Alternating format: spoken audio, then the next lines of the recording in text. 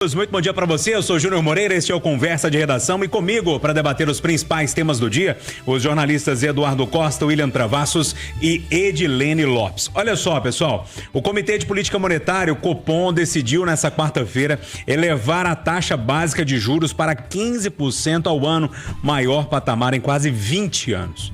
Mais importante que a decisão em si era o conteúdo do comunicado, né? Todo mundo queria ver o que estava acontecendo e o que o Banco Central indicaria para as próximas reuniões. Bom, 2 pontos chamaram a atenção, pelo menos na minha opinião, quero colocar aqui para os debatedores conversarem sobre isso. Primeiro, Banco Central reconhece que os juros estão no patamar elevado, suficiente para desacelerar a economia, e o Banco Central também entende que é o momento de encerrar o ciclo de alta iniciado em setembro e observar os efeitos da economia.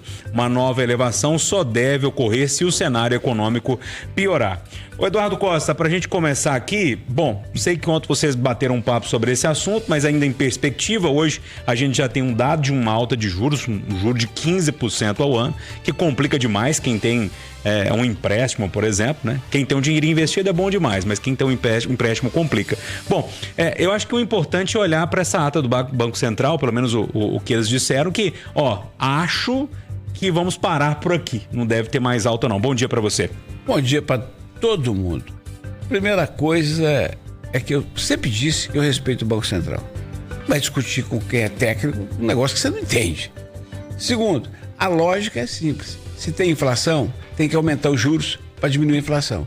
E como eu vivi inflação nesse país, 5.000% ao ano, eu não quero que ela volte.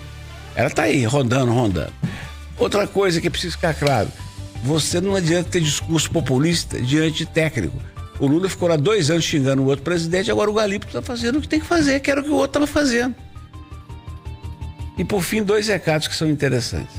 O Banco Central reconhece que ele está prejudicando a indústria, os setores produtivos. Ele reconhece que esses juros altos, daquele cara que está na dúvida, ele prefere a especulação, que não ajuda o país. Mas não tem outro caminho conhecido, não tem outro remédio. Então, Júnior, remédio bom nem sempre, remédio que cura, nem sempre é aquele gostoso. Tem hora que ele é amargo, né? Oi, Edilene Lopes, bom dia pra você, tudo bem? Edilene tá na bancada do Conversa de Redação hoje, gente, de Brasília diretamente para Belo Horizonte. Bom dia, Edilene, tudo bem? Bom dia, Júnior, bom dia, Eduardo, bom dia aos nossos ouvintes. O Eduardo falou muito bem, é um remédio, o bom mesmo é não estar doente. Agora, o problema é que a vida fica cada vez mais difícil pro brasileiro. O empréstimo ficando mais caro torna mais difícil comprar sua casa própria, o seu carrinho, é aquela dificuldade. Contém o endividamento desenfreado, mas também as pessoas não conseguem conquistar os bens de maior valor. E esse é um problema. E esse anúncio vem na semana em que Fernando Haddad, nosso ministro da Fazenda, está de férias.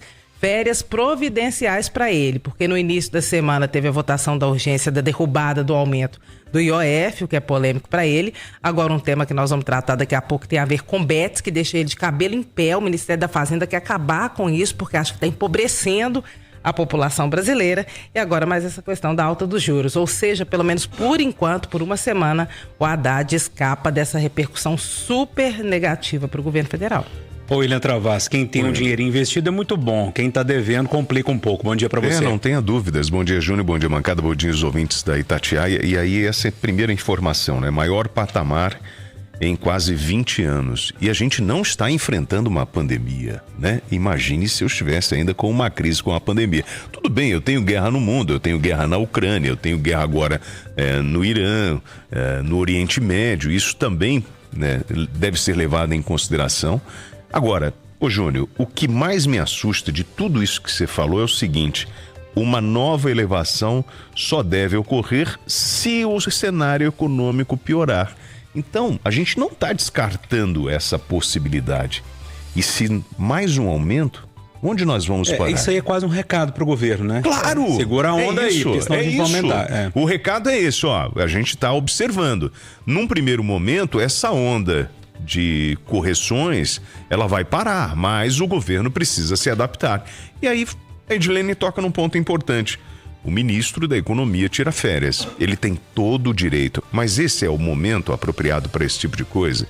E o governo, ele já colocou, né, as cartas na mesa e começou a cortar o que ele tem que cortar, a enxugar. Aí Você, no discurso do governo, fala assim, não, mas nós temos o melhor resultado dos últimos anos, estamos uma potência, uma máquina. Enquanto o Congresso fala assim, não é assim não, vocês não param de gastar, vocês estão querendo aumentar impostos. E o governo, não é assim. Então fica nesse jogo de batata quente. Enquanto isso, nós estamos pagando mais caro. Os alimentos, eles vão ficar mais caros para o brasileiro. Vai ser difícil você conseguir parcelar alguma coisa. Enfim, é a regra do jogo. Nós escolhemos e o resultado é esse. Ô, Júnior, quando você busca na memória os primeiros 2 anos do governo Lula, 23 e 24, ele passou... Cada 10 vezes que ele falou sobre economia, 8 foi para criticar o Campos Neto, presidente do Banco Central. Você pensou se ele tivesse gasto energia, buscando maneiras de economizar, de cortar gastos públicos, de ter juízo fiscal, o cenário podia ser diferente. E aproveitando o embalo, Júnior, a internet que tem lixo pra caramba, mas tem a coisa que eu acho melhor da internet é o bom humor. Outra eu recebi uma que disse que se o Haddad vier a ter mais filhos, que não vai precisar de fazer chá revelação, não. Já se sabe sexo e até o nome da criança. Natasha. Meu Deus. Não faz isso. Ele vai ficar irritado com você. Que corte bom que vai dar pro YouTube isso, né?